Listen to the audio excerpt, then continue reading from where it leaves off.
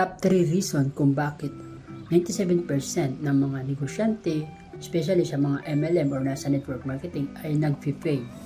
Alam mo ba sa MLM, karamihan is nag-fail sila hindi dahil sa maling company or scam company yung kanilang nasalihan. Ito ay dahil sa una pa lang is mali na agad yung kanilang approach. Sa video na ito, ipapakita ko sa iyo kung bakit yung 97% ng mga tao na nag-join sa MLM or network marketing or any business ay nag-fail at yung 3% lang yung nagsasucceed. So, malalaman mo sa video na ito kung nasaan ka dyan sa dalawa na yan. At malalaman mo din sa video na ito kung paano ka mapupunta sa 3% na yun. By the way, my name is Rolando Rodel, kung hindi mo pa ako kilala. So, ang dami ko na sinalihan network marketing, ang dami ko na saksihan na mga naging successful, at ako kumita na rin personally, and iba't ibang business na rin ang pinasok ko. At ito yung mga na-figure out ko kung bakit hindi talaga nagsasuccessful yung mga nagnegosyo at nasa MLM. At 97% is yun yung mga nag-fail. So ikaw, alamin mo kung nasaan ka ba sa dalawa na yan. Baka kasi nasa 97% ka nang hindi mo lang nalalaman. Number 1 mindset, ito yung get rich scheme mindset. Yung parang, especially sa MLM, yung ang mindset nila pag sumali ka is yayaman ka na. Bakit? Kasi magpo-post ka lang sa Facebook, magre-recruit ka lang ng dalawa.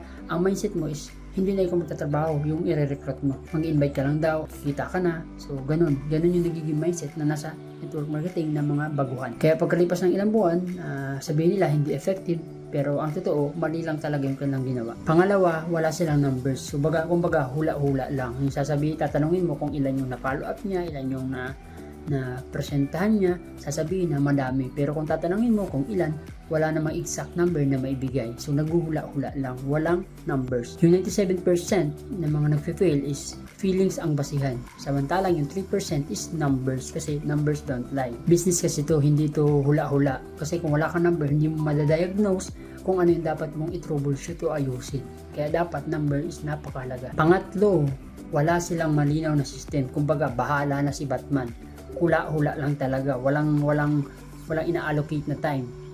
Pwedeng motivated ngayon, tapos bukas hindi na. So, kumbaga, kung kailan lang niya feeling na magtrabaho, doon lang siya gagalaw. Wala silang time, wala silang script, wala silang follow-up system, or yung mga kailangan para ma-schedule mo yung mga dapat mong gawin. Yung like, structure presentation, dapat meron ka din para paulit-ulit yung ginagawa mo, hindi ka nahihirapan. So, anong nangyayari? Parang ang business nila umaasa sa trip lang nila. Kung kailan na nila trip, saka lang nila gagawin. Which is, hindi ganyan nag-work ang mga successful, yung 3% na successful sa negosyo. Ngayon, ano yung ginagawa ng 3%? Puntahan naman natin yan. Number 1, meron silang daily routine. Hindi sila umaasa sa feelings nila kung kailan lang motivated. Meron silang discipline. Meron silang araw-araw na paulit-ulit na ginagawa. May resulta man o wala. Meron silang hinihit na target. Halimbawa, ngayong araw, at least meron ako ng 5 kausap o 10 kausap man lang. So, dapat araw-araw, i-hit mo yun para meron kang sinusunod na sistema. Kada linggo, halimbawa, in 1 week, dapat merong 3 to 5 presentation akong magawa. So, dapat, yun yung pinakang bracket mo. Kailangan ma-hit mo yun. Whatever it takes, dapat ma-hit mo yun. Tapos, dapat nagnunog ka din, nagsusulat ka din, nilalagay mo din yung mga prospect mo, kung manual yung ginagawa mo, para meron ka nababalikan, hindi yung sa isip mo lang nilalagay. Kasi limited lang tayo. Limited lang ang ating utak. Kapag napuno yan, so, malilimutan mo ng iba. Ang 3% hindi kailangan perfect, ang kailangan consistent. Pangalawa, nag-aaral sila ng skills, hindi puro hype lang. Sa MLM, hindi pwedeng naniniwala ka lang. Dapat meron ka talagang skills, meron kang, dapat equip ka. Alam mo yung mga ginagawa mo. Dapat alam mo kung paano mag-invite, mag-present, mag-follow up, and of course, closing. Sa madaling salita, yung 97% naghahanap ng tamang tao.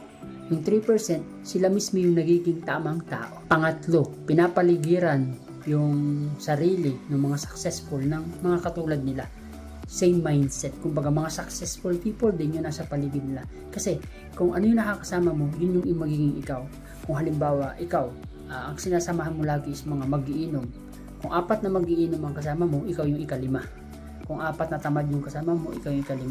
Kung 4 na taong walang pangarap yung kasama mo, ikaw yung ika-5. Kung 4 na successful at mga top earners sa MLM ang sinasamahan mo, ikaw yung ika-5. Whatever na career na pasukin mo, i-attract mo by surrounding yourself ng mga positive na tao na kung ano yung gusto mong ma-achieve. Sa madaling salita, yung 3% is nagbabasa, nag-aaral, nakikinig sa mentors, umaattend ng mga trainings, nanonood ng mga video, katulad nito, na gusto talagang matuto at umasinso sa buhay. Now, tanungin mo yung sarili mo ngayon, asan ka ngayon dyan sa dalawa? Ikaw ba'y nasa 97% o far nasa 3%. Kung wala pa, dapat mag-move ka na sa 3%. Ayusin mo yung sistema mo, ayusin mo ang skills mo, ayusin mo ang mindset.